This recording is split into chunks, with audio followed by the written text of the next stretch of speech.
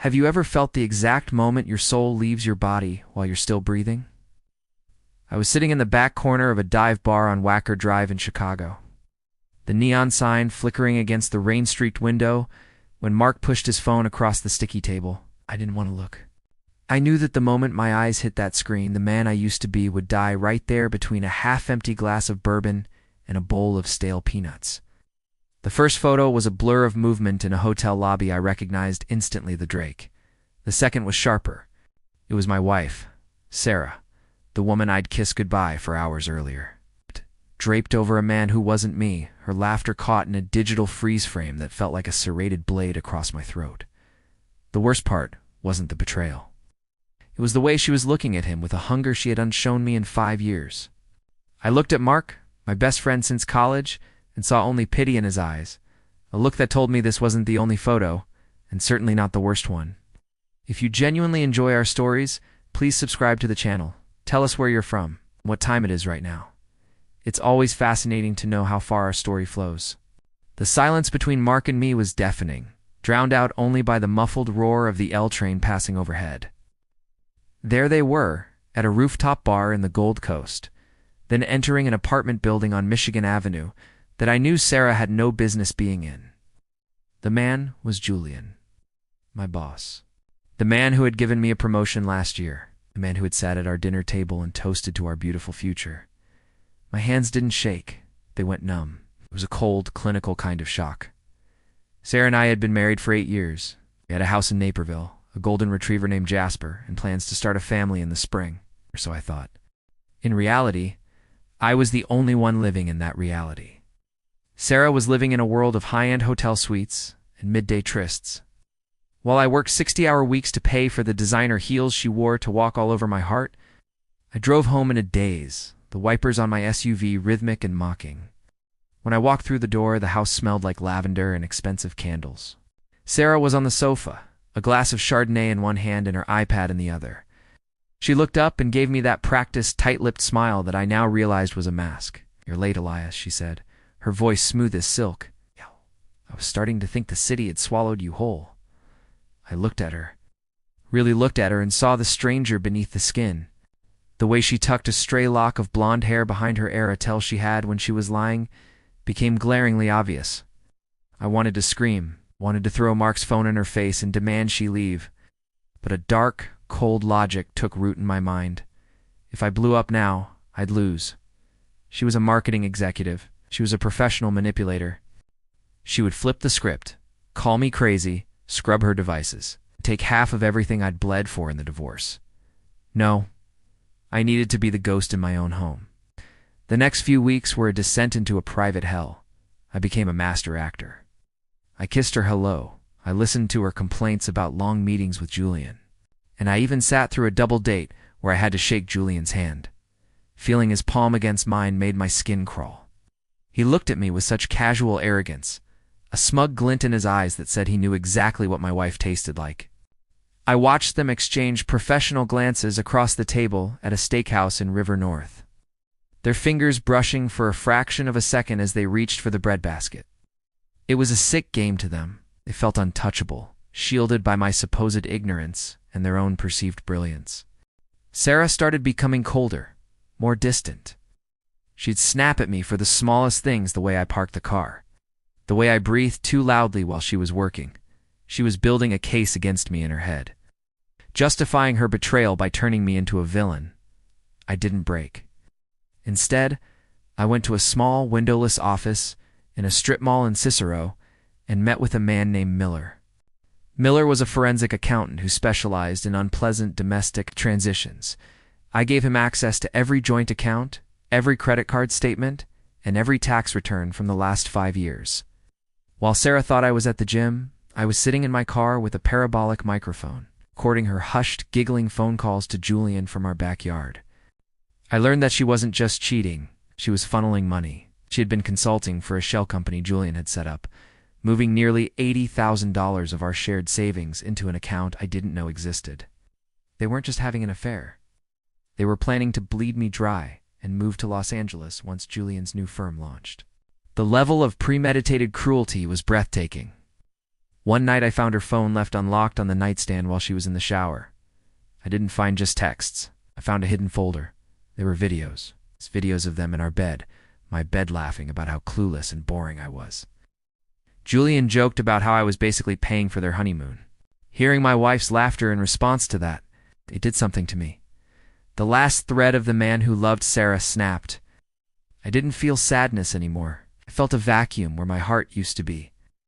I replaced the phone exactly where she'd left it and walked out to the balcony. The Chicago skyline was beautiful and indifferent. I realized then that to destroy them, I couldn't just leave. I had to dismantle the very foundations of their arrogance. The opportunity came in the form of the Midwest Excellence Gala. It was the biggest night of the year for our industry, held at the Art Institute of Chicago. Julian was set to receive a Lifetime Achievement Award, and Sarah was the lead organizer. She had spent months making sure everything was perfect. She wanted the spotlight. She wanted the prestige. I decided I would give her a night she would never forget. I worked quietly with Miller, and a high-stakes divorce attorney who played for blood. We timed everything to the second. The night of the gala, Sarah looked stunning in a floor-length emerald gown. She smelled of Joe Malone and betrayal. "You look handsome, Elias," she said, straightening my tie with a hand that had been on Julian hours before. "Tonight is going to be a turning point for us." She had no idea how right she was. We arrived at the Art Institute, the grand staircase lined with the city's elite. Julian was there, preening in a bespoke tuxedo, acting like the king of the world. Clapped me on the shoulder and whispered, "You're a lucky man, Elias. Sarah is one of a kind." I smiled back, a cold, predatory expression he mistook for gratitude. "She certainly is, Julian. More than you know." The dinner was served in the grand gallery, surrounded by priceless art. When it was time for Julian's tribute video, the room went dark. This was the moment Sarah had curated a montage of Julian's contributions to the industry. But I had spent the previous night with a Tex AV friend and a master key to the AV room. As the music swelled and the first slide appeared, it wasn't a picture of Julian at a ribbon-cutting ceremony. It was a high-resolution photo of Julian and Sarah in the lobby of the Drake. The room went silent. Then came the next slide. A screenshot of their bank transfers, showing the embezzled consulting fees. Then came the audio recording of them in my bed, laughing about Julian's clueless employee. The sound of Sarah's voice, amplified through the world-class sound system of the Art Institute, filled the hall. "He's so pathetic, Julian. He actually thinks I'm working late. I'll never see it coming." The silence in the room was so heavy it felt like it would collapse the ceiling. I stood up from our table, my movements slow and deliberate. Sarah was frozen, her face a mask of ashen horror. Julian looked like he was having a stroke, his mouth opening and closing like a landed fish. I didn't yell. I didn't make a scene. I simply leaned down and whispered into Sarah's ear, loud enough for the surrounding tables to hear. "The locks are already changed. The accounts are frozen, and your bags are on the curb in the rain." Asperger's with me. I walked out of the gallery, the clicking of my dress shoes on the marble floor, the only sound in the cavernous room. Outside, the Chicago wind was biting, but for the first time in months, I could breathe. By the time I reached my car, the legal papers had already been served to Julian as board of directors by a courier I'd hired. His lifetime achievement was over before the desert course was served. The fallout was total. Julian was fired within 48 hours for moral turpitude and financial irregularities involving the shell company. His wife, a woman from a very powerful family, filed for divorce the next day, taking him for every cent he had left. Sarah tried to call me 100 times. She tried to show up at the house, but the security detail I'd hired turned her away. She lost her job when the video from the gala went viral in the industry circles. No one wanted to touch her. She was radioactive. A month later, I met her at my lawyer's office to sign the final papers. She looked 20 years older. The emerald gown was gone, replaced by a cheap coat and a look of hollow desperation. She tried to cry, tried to reach for my hand. "Elias, please. I made a mistake. I was lost." Julian manipulated me. I looked at her, and I felt nothing. No anger, no hate, just a profound sense of exhaustion. "You weren't lost, Sarah," I said quietly. "You were found out. There's a difference." I pushed the pen toward her. She signed the papers, her hand shaking so hard the signature was barely legible. Because of the evidence of the embezzled funds and the ironclad prenup she'd forgotten she signed when we were young and broke, she walked away with nothing but her personal belongings and a mountain of legal fees.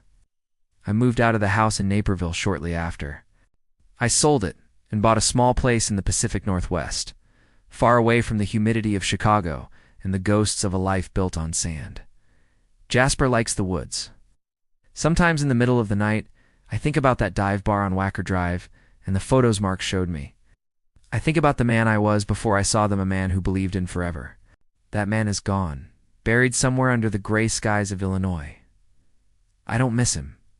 He was too soft for this world.